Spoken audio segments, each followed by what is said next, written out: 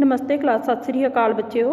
अज असी जमात 10वीं अज असी पढ़ांगे अगला पाठ अंतक विज्ञानी डॉक्टर अब्दुल कलाम। इस पाठ के लेखक है पृथ्वी राज थापर और किताब हैगी है साहित्यिक रंग 2।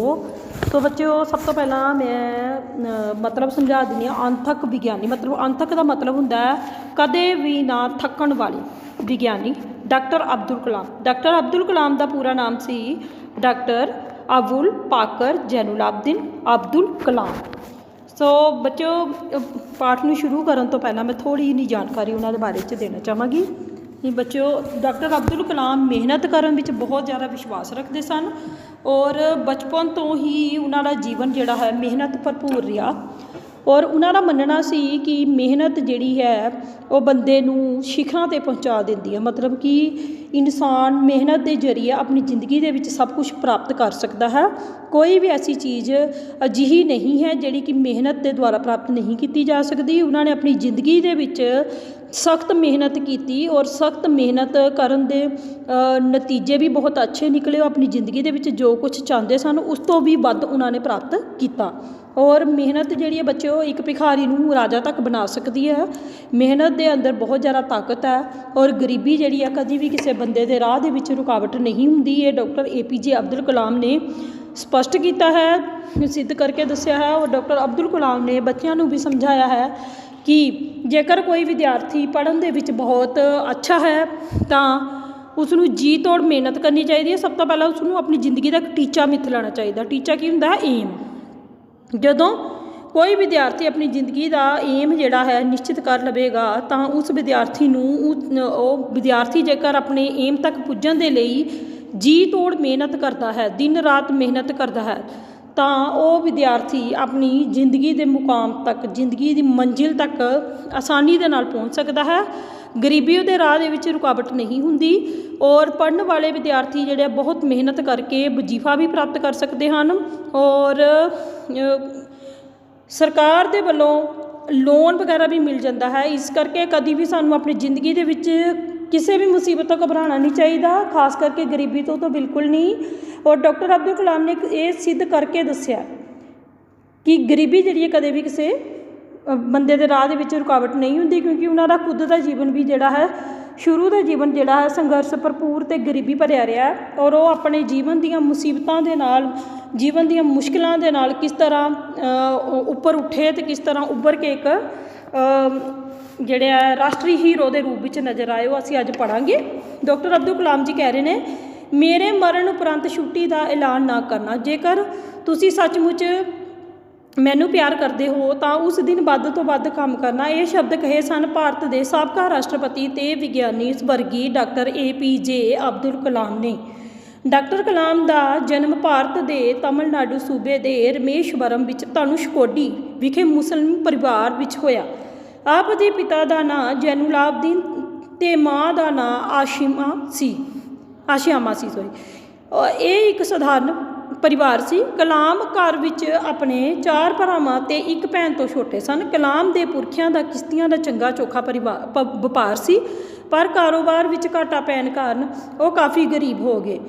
इसलिए अब्दुल कलाम ने उस वेले अखबारां बेचियां ते अपने घर वालियां दी सहायता की। और उस समय अब्दुल कलाम 10वीं विच पढ़ते सन। बच्चों देखो कितनी ज़्यादा मेहनत की होएगी। उन्होंने अपनी पढ़ाई भी नाल जारी रखी तो नाल घर वालियां दा भी सहायता जी उन्होंने अखबारां बेच के की। स्कूली पढ़ाई दौरान कलाम एक साधारण विद्यार्थी सन पर मेहनती सन ते कुछ नवां सीखण की इच्छा भी रखते सन। उन्होंने अंक गणित विषय के विशेष रुचि सी। रामानाथपुरम तो 10वीं पास करके डॉक्टर कलाम ने तिरुचिरापल्ली तमिलनाडु विखे सेंट जोसफ कॉलेज तो भौतिक विज्ञान विच BA पास की। विज्ञानी वजों डॉक्टर कलाम का जीवन संघर्ष भरपूर रहा। सन 1955 ईस्वी विच आप पुलाड़ विद्यालय Madras Chennai institute of technology दाखिल हो गए। वो भारतीय हवाई फौज ते जंगी जहाज़ का पायलट बनने वाले अपने सुपने तो खुंज गए सन। 1960 विच डॉक्टर कलाम बतौर विज्ञानी रख्या खोज ते विकास संस्था DRDO विच शामिल हो गए। उन्होंने एक छोटे होवरक्राफ्ट पानी या जमीन के नेड़े उड़ सकन वाला जहाज़ का निर्माण करके अपने पेशेवर जीवन की शुरुआत की। ਪਰ ਉਹ ਆਪਣੀ ਨੌਕਰੀ ਦੀ ਇਸ ਚੋਣ ਤੋਂ ਸੰਤੁਸ਼ਟ ਨਹੀਂ ਸਨ। ਫਿਰ ਉਹ ਭਾਰਤੀ ਪੁਲਾੜ ਖੋਜ ਸੰਸਥਾ ਇਸਰੋ ਵਿੱਚ ਚਲੇ ਗਏ। ਉੱਥੇ ਉਹ ਪਹਿਲੇ ਭਾਰਤੀ ਲੌਂਚ ਵਹੀਕਲ SLV-111 ਦੇ ਪ੍ਰੋਜੈਕਟ ਡਾਇਰੈਕਟਰ ਨਿਯੁਕਤ ਹੋਏ। ਦੇਖੋ ਬੱਚਿਓ, ਆਪਣੀ ਮਿਹਨਤ ਦੇ ਨਾਲ ਡਾਕਟਰ APJ ਅਬਦੁਲ ਕਲਾਮ ਆਪਣੇ ਜੀਵਨ ਦਾ ਜਿਹੜਾ ਸੰਘਰਸ਼ ਜਿਹੜਾ ਹੈ ਉਹ ਚੱਲਦੇ ਹੋਏ ਵੀ ਦੇਖੋ ਕਿਸ ਤਰ੍ਹਾਂ ਅੱਗੇ ਵਧਦੇ ਜਾ ਰਹੇ ਆ। ਫਿਰ ਵੀ ਉਹ ਸੰਤੁਸ਼ਟ ਨਹੀਂ ਹੈਗੇ ਆਪਣੀ ਨੌਕਰੀ ਦੀ ਚੋਣ ਤੋਂ। ਫਿਰ ਅੱਗੇ 1982 ਵਿੱਚ ਡਾਕਟਰ ਸਾਹਿਬ ਬਤੌਰ ਡਾਇਰੈਕਟਰ DRDO ਵਿੱਚ ਵਾਪਸ ਆ ਗਏ। ਇੱਥੇ ਉਹਨਾਂ ਨੇ ਸੰਗਠਿਤ ਨਿਰਦੇਸ਼ਿਤ ਮਿਸਾਈਲ ਵਿਕਾਸ ਪ੍ਰੋਗਰਾਮ ਦੀ ਸ਼ੁਰੂਆਤ ਕੀਤੀ। 1992 ਵਿੱਚ ਉਹ ਭਾਰਤੀ ਰੱਖਿਆ ਮੰਤਰੀ ਦੇ ਸੀਨੀਅਰ ਵਿਗਿਆਨਕ ਸਲਾਹਕਾਰ ਬਣੇ। ਇਸ ਅਹੁਦੇ 'ਤੇ ਉਹਨਾਂ ਨੇ ਪਰਮਾਣੂ ਪਰਖਾਂ ਦੇ ਵਿਕਾਸ ਦੀ ਮੁਹਿੰਮ ਲਈ ਵਰਤੋਂ ਕੀਤੀ। ਮਈ 1998 ਦੀਆਂ ਪੋਖਰਨ 2 ਪਰਖਾਂ, ਜਿਨ੍ਹਾਂ ਵਿੱਚ 5 ਪਰਮਾਣੂ ਯੰਤਰਾਂ ਦਾ ਵਿਸਫੋਟ ਕੀਤਾ ਗਿਆ ਸੀ, ਵਿੱਚ ਡਾਕਟਰ ਕਲਾਮ ਦੀ ਮੁੱਖ ਭੂਮਿਕਾ ਸੀ। ਇਹਨਾਂ ਪਰਖਾਂ ਦੀ ਦੁਨੀਆ ਦੀਆਂ ਹੋਰ ਤਾਕਤਾਂ ਨੇ ਨੁਕਤਾਚੀਨੀ ਕਰਦਿਆਂ ਪਾਬੰਦੀਆਂ ਲਗਾ ਦਿੱਤੀਆਂ ਸਨ। ਇਸ ਦੇ ਬਾਵਜੂਦ ਦੇਸ਼ ਦੀ ਸੁਰੱਖਿਆ ਦੇ ਖੇਤਰ ਵਿੱਚ ਡਾਕਟਰ ਕਲਾਮ ਇੱਕ ਰਾਸ਼ਟਰੀ ਹੀਰੋ ਦੇ ਰੂਪ ਵਿੱਚ ਉੱਭਰ ਕੇ ਸਾਹਮਣੇ ਆਏ। ਵਿਗਿਆਨ ਦੇ ਖੇਤਰ ਵਿੱਚ ਮਾਰੀਆਂ ਮੱਲਾਂ ਕਾਰਨ ਕਲਾਮ ਸਾਹਿਬ ਨੂੰ ਖੂਬ ਪ੍ਰਸਿੱਧੀ ਮਿਲੀ। ਸਰਕਾਰੀ ਦਰਬਾਰੇ ਉਹਨਾਂ ਦਾ ਮਾਨ ਸਨਮਾਨ ਵਧਿਆ। ਸੰਨ 2002 ਵਿੱਚ ਰਾਸ਼ਟਰੀ ਸੱਤਾਧਾਰੀ ਲੋਕਧਾਰੀ ਗਠਜੋੜ NDA ਦੀ ਮਦਦ ਦੇ ਨਾਲ ਡਾਕਟਰ APJ ਅਬਦੁਲ ਕਲਾਮ ਭਾਰਤ ਦੇ 11ਵੇਂ ਰਾਸ਼ਟਰਪਤੀ ਬਣੇ। ਇਸ ਅਹੁਦੇ ਉੱਪਰ ਵੀ ਉਹਨਾਂ ਨੇ ਚੰਗਾ ਨਾਮ ਨਾ ਖੱਟਿਆ। ਉਹ ਬਹੁਤ ਹੀ ਮਿਲਣਸਾਰ ਸਨ। ਉਹਨਾਂ ਨੇ ਆਪਣਾ ਰਾਸ਼ਟਰਪਤੀ ਕਾਲ ਦੀ 5 ਸਾਲਾਂ ਦੀ ਮਿਆਦ ਦੇ ਦੌਰਾਨ 5 ਲੱਖ ਨੌਜਵਾਨਾਂ ਨਾਲ ਵਿਅਕਤੀਗਤ ਤੌਰ 'ਤੇ ਮੀਟਿੰਗਾਂ ਕਰਨ ਦਾ ਟੀਚਾ ਮਿੱਥਿਆ ਸੀ। ਉਹਨਾਂ ਨੂੰ ਪੀਪਲਜ਼ ਪ੍ਰੈਜ਼ੀਡੈਂਟ ਕਰਾਰ ਦਿੱਤਾ।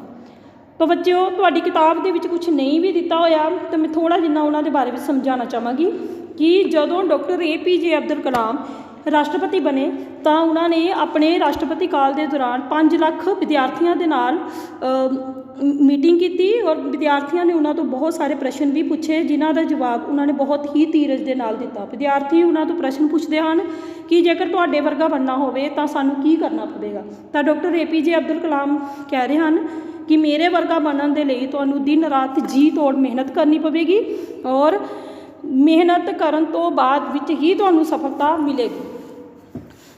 ਔਰ ਕੋਈ ਵੀ ਜੇ ਕੁਝ ਵਿਦਿਆਰਥੀ ਉਹਨਾਂ ਤੋਂ ਪ੍ਰਸ਼ਨ ਪੁੱਛ ਰਹੇ ਹਨ ਕਿ ਜੇਕਰ ਕੋਈ ਗਰੀਬ ਹੋਵੇ ਤਾਂ ਆਪਣੀ ਜ਼ਿੰਦਗੀ ਦੇ ਵਿੱਚ ਉਹਦਾ ਜਿਹੜਾ ਮਕਸਦ ਹੈ ਬਣਨਾ, ਏਮ ਜਿਹੜਾ ਉਹਨਾਂ ਨੇ ਟੀਚਾ ਮਿੱਥਿਆ ਹੋਇਆ ਬਹੁਤ ਵੱਡਾ ਹੈ, ਤਾਂ ਉਸ ਨੂੰ ਕਿਵੇਂ ਪੂਰਾ ਕੀਤਾ ਜਾ ਸਕਦਾ। ਤਾਂ ਡਾਕਟਰ APJ ਅਬਦੁਲ ਕਲਾਮ ਉਹਨਾਂ ਨੂੰ ਕਹਿ ਰਹੇ ਹਨ ਕਿ ਟੀਚੇ ਨੂੰ ਪੂਰਾ ਕਰਨ ਲਈ ਗਰੀਬੀ ਜਿਹੜੀ ਹੈ ਕਿਸੇ ਦੇ ਰਾਹ ਦੇ ਵਿੱਚ ਰੁਕਾਵਟ ਨਹੀਂ ਹੁੰਦੀ ਔਰ ਵਿਦਿਆਰਥੀਆਂ ਨੂੰ ਜੀ ਤੋੜ ਮਿਹਨਤ ਕਰਨੀ ਚਾਹੀਦੀ ਹੈ। ਮਿਹਨਤ ਕਰਨ ਦੇ ਨਾਲ ਉਹਨਾਂ ਨੂੰ ਵਜ਼ੀਫਾ ਮਿਲੇਗਾ। ਵਜ਼ੀਫਾ ਮਤਲਬ ਸਕਾਲਰਸ਼ਿਪ।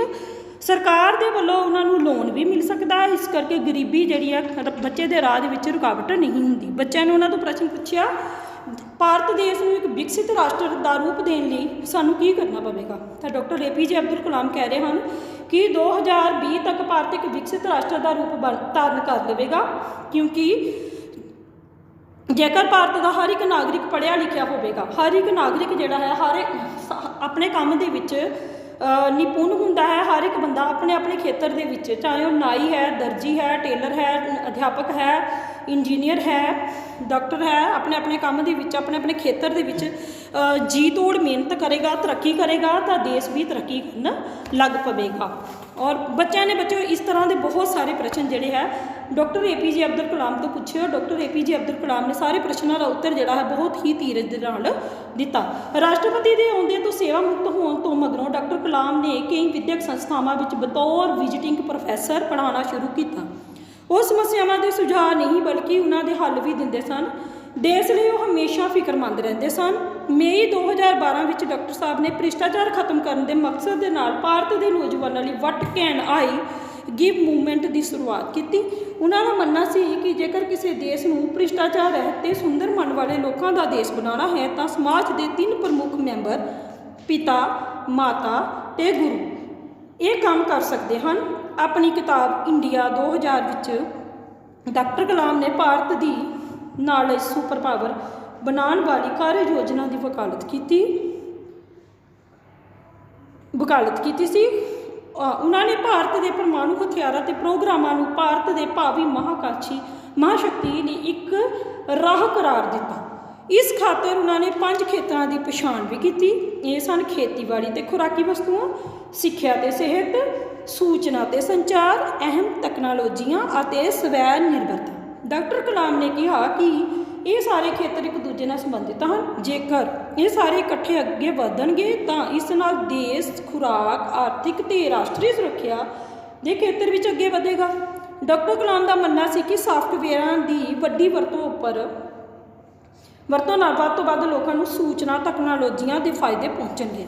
ਸਵੈ ਮਾਣ ਹਾਸਲ ਕਰਨ ਬਾਰੇ ਉਹਨਾਂ ਨੇ ਕਿਹਾ ਸੀ ਕਿ ਅਸੀਂ ਇਹ ਨਹੀਂ ਜਾਣਦੇ ਕਿ ਆਤਮ ਸਨਮਾਨ ਆਤਮ ਨਿਰਭਰਤਾ ਦੇ ਨਾਲ ਆਉਂਦਾ ਹੈ। ਅਬਦੁਲ ਕਲਾਮ ਤਿਆਗ ਦੀ ਮੂਰਤ ਸਨ। ਉਹਨਾਂ ਨੇ ਬੱਚੇ ਵਿਆਹ ਨਹੀਂ ਕਰਵਾਇਆ ਹੋਇਆ ਸੀ ਔਰ ਵਿਆਹ ਨਾ ਕਰਵਾ ਕੇ ਉਹਨਾਂ ਨੇ ਆਪਣੀ ਸਾਰੀ ਜ਼ਿੰਦਗੀ ਜਿਹੜੀ ਹੈ ਦੇਸ਼ ਦੇ ਲੇਖੇ ਲਾ ਦਿੱਤੀ। ਉਹ ਸਾਦਗੀ ਪਸੰਦ ਇਨਸਾਨ ਸਨ। ਉਹ ਵੱਡੇ ਤੜਕੇ ਭਾਵ ਰਾਤ ਨੂੰ 2 ਵਜੇ ਸੌ ਕੇ ਸਵੇਰੇ 7:30 ਵਜੇ ਉੱਠਣ ਦੇ ਆਦੀ ਸਨ। ਉਹਨਾਂ ਦਾ ਸਾਦੀ ਰਹਿਣੀ ਬਹਿਣੀ ਸੀ। ਉਹਨਾਂ ਨੇ ਕਦੇ ਵੀ ਟੀਵੀ ਨਹੀਂ ਸੀ ਰੱਖਿਆ। ਮੌਤ ਦੇ ਸਮੇਂ ਉਹਨਾਂ ਦੀਆਂ ਕੁਝ ਮਨਪਸੰਦ ਨਿੱਜੀ ਵਸਤੂਆਂ ਵੇਖਣ ਨੂੰ ਪ੍ਰਾਪਤ ਹੋਈਆਂ। ਉਹਨਾਂ ਵਿੱਚ ਸ਼ਾਮਲ ਸਨ ਕੁਝ ਕਿਤਾਬਾਂ, ਕੁਝ ਕੱਪੜੇ ਲੱਤੇ, ਵੀਣਾ, CD ਪਲੇਅਰ ਅਤੇ ਲੈਪਟਾਪ। ਸੰਨ 2011 ਵਿੱਚ ਬਣੀ ਫਿਲਮ ਆਈ ਐਮ ਕਲਾਮ ਵਿੱਚ ਉਹਨਾਂ ਨੂੰ ਗਰੀਬਾਂ ਦਾ ਮਸੀਹਾ ਦਰਸਾਇਆ ਗਿਆ ਹੈ। ਛੋਟੂ ਨਾਂ ਦਾ ਇੱਕ ਰਾਜਸਥਾਨੀ ਬੱਚੇ ਨੇ ਆਪਣੀ ਈਸਟ ਦੇ ਸਨਮਾਨ ਵਿੱਚ ਆਪਣਾ ਨਾਮ ਕਲਾਮ ਰੱਖਿਆ ਹੈ।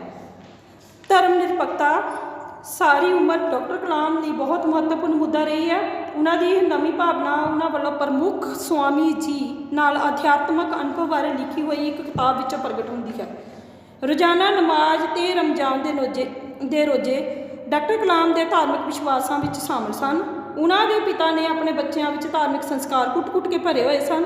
ਉਹ ਨੌਜਵਾਨ ਕਲਾਮ ਦੇ ਅੰਤਰ ਧਰਮ ਅਤੇ ਵਿਸ਼ਵਾਸ ਦੇ ਪ੍ਰਵਚਨ ਬਾਰੇ ਗੁਣਾਂ ਤੋਂ ਬਹੁਤ ਪ੍ਰਭਾਵਿਤ ਸਨ।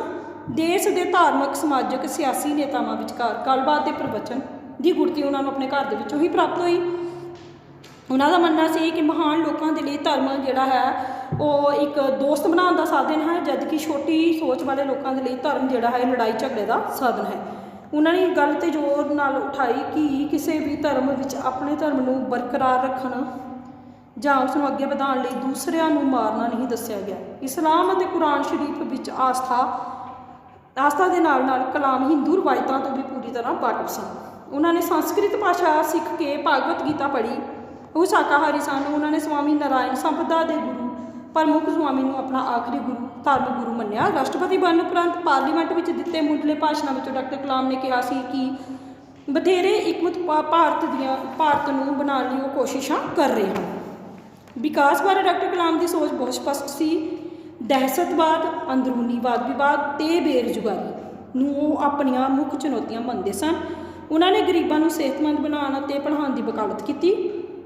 ਉਹਨਾਂ ਦਾ ਮੰਨਣਾ ਸੀ ਕਿ ਰੋਗ ਮੁਕਤੀ, ਉਤਪਾਦਨ ਅਤੇ ਸਿੱਖਿਆ ਦੇਸ਼ ਨੂੰ ਅੱਗੇ ਲਿਜਾਣ ਵਿੱਚ ਸਹਾਇਕ ਹੋ ਸਕਦੇ ਹਨ। ਉਸਾਰੂ ਅਰਥ ਵਿਵਸਥਾ ਅਤੇ ਪ੍ਰਬੰਧਕੀ ਸਮਰੱਥਾ ਦੇ ਨਾਲ ਦੁਨੀਆ ਵਿੱਚ ਆਪਣਾ ਵਿਚਾਰ ਬਣਾਇਆ ਜਾ ਸਕਦਾ ਹੈ। ਲੋਕ ਰਾਜੀ ਪ੍ਰਣਾਲੀ ਵਿੱਚ ਸੰਵਿਧਾਨ ਦੀ ਪਾਲਣਾ ਕਰਨਾ ਬਹੁਤ ਜ਼ਰੂਰੀ ਹੈ। ਔਰਤਾਂ ਸਮੇਤ ਸਭ ਨੂੰ ਅਧਿਕਾਰਾਂ ਦਾ ਗਿਆਨ ਹੋਣਾ ਚਾਹੀਦਾ ਹੈ। ਡਾਕਟਰ ਕਲਾਮ ਨੇ ਸਰਬ ਧਰਮ ਵਾਲੀ ਸੋਚ ਨੂੰ ਦੇਸ਼ ਦੀ ਤਾਕਤ ਕਰਾਰ ਦਿੱਤਾ। ਆਪਣੀ ਸਖਤ ਮਿਹਨਤ ਰਾਹੀਂ ਡਾਕਟਰ ਕਲਾਮ ਨੇ ਅਨੇਕ ਵਿਚਾਰਾਂ ਦਾ ਨਿਰਮਾਣ ਕੀਤਾ।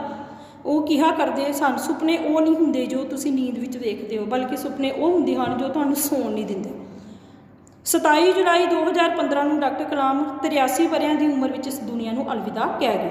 ਉਹ ਇੰਡੀਆ ਇੰਸਟੀਚਿਊਟ ਆਫ ਮੈਨੇਜਮੈਂਟ ਵਿੱਚ ਭਾਸ਼ਣ ਦੇ ਰਹੇ ਸਨ, ਜਦ ਕਿ ਉਹਨਾਂ ਨੂੰ ਦਿਲ ਦਾ ਦੌਰਾ ਪੈਣ ਨਾਲ ਉਹਨਾਂ ਦੀ ਦੇਹਾਂਤ ਹੋ ਗਿਆ। 30 ਜੁਲਾਈ 2015 ਨੂੰ ਉਹਨਾਂ ਦੇ ਆਪਣੇ ਸੂਬੇ ਵਿੱਚ ਪੂਰੇ ਸਰਕਾਰੀ ਸਨਮਾਨਾਂ ਨਾਲ ਉਹਨਾਂ ਦਾ ਅੰਤਿਮ ਸੰਸਕਾਰ ਕੀਤਾ ਗਿਆ। ਤਾਮਿਲਨਾਡੂ ਸਰਕਾਰ ਦੇ ਵਿਗਿਆਨੀਆਂ ਨੇ ਮਾਨਵੀ ਵਿਸ਼ਿਆਂ ਨੂੰ ਉਤਸ਼ਾਹਿਤ ਕਰਨ ਵਾਲੇ ਲੋਕਾਂ ਲਈ doctor APJ Abdul Kalam award ਨਾਂ ਦਾ ਇੱਕ ਇਨਾਮ ਵੀ ਸ਼ੁਰੂ ਕੀਤਾ ਹੈ। ਉਹਨਾਂ ਦੇ ਜਨਮ ਦਿਨ 15 ਅਕਤੂਬਰ ਨੂੰ ਨੌਜਵਾਨ ਪੁਨਰ ਜਾਗਰਣ ਦਿਵਸ ਦੇ ਵਜੋਂ ਐਲਾਨਿਆ ਜਾਂਦਾ ਹੈ। ਡਾਕਟਰ ਕਲਾਮ ਨੂੰ 40 ਯੂਨੀਵਰਸਿਟੀਆਂ ਨੇ ਡਾਕਟਰੇਟ ਦੀ ਆਨਰਰੀ ਡਿਗਰੀ ਦੇ ਨਾਲ ਨਿਵਾਜਿਆ। ਸਰਕਾਰੀ ਰੱਖਿਆ ਤਕਨਾਲੋਜੀ ਨਵੀਨੀਕਰਨ ਲਈ ਉਹਨਾਂ ਨੂੰ ਭਾਰਤ ਦੇ ਸਰਵ ਉੱਚ ਸਿਵਲ ਇਨਾਮਾਂ ਪਦਮ ਭੂਸ਼ਣ 1981 1981, ਪਦਮ ਵਿਭੂਸ਼ਣ 1990 ਤੇ ਭਾਰਤ ਰਤਨ 1997 ਨੂੰ ਨਾਲ ਸਨਮਾਨਿਤ ਕੀਤਾ। ਉਹਨਾਂ ਨੇ ਸਵੈ ਜੀਵਨੀ ਵਿੰਗਸ ਆਫ ਫਾਇਰ ਸਮੇਤ ਕਈ ਪੁਸਤਕਾਂ ਦੀ ਰਚਨਾ ਕੀਤੀ। ਕਿਹਾ ਜਾਂਦਾ ਹੈ ਕਿ ਦੱਖਣੀ ਕੋਰੀਆ ਵਿੱਚ ਉਹਨਾਂ ਦੀਆਂ ਲਿਖੀਆਂ ਕਿਤਾਬਾਂ ਦਾ ਅਨੁਵਾਦ ਪੜ੍ਹਨ ਦੀ ਮੰਗ ਕੀਤੀ ਜਾ ਰਹੀ ਹੈ। ਕਲਾਮ ਦੇ ਨਾਮ ਉੱਪਰ ਦੇਸ਼ ਦੇ ਕਈ ਸੰਸਥਾਵਾਂ ਸਥਾਪਿਤ ਕੀਤੀਆਂ ਗਈਆਂ ਹਨ। ਨਿਰਸੰਦੇਹ ਉਹ ਹਰ ਦੇਸ਼ ਵਾਸੀ ਦੇ ਲਈ ਪ੍ਰੇਰਨਾ ਸਰੋਤ ਬਣੇ। ਸੋ ਬੱਚੋ, ਇਹ ਸੀ ਡਾਕਟਰ ਅਬਦੁਲ ਕਲਾਮ ਦੇ ਬਾਰੇ ਵਿੱਚ ਛੋਟੀ ਜਿਹੀ ਜਾਣਕਾਰੀ।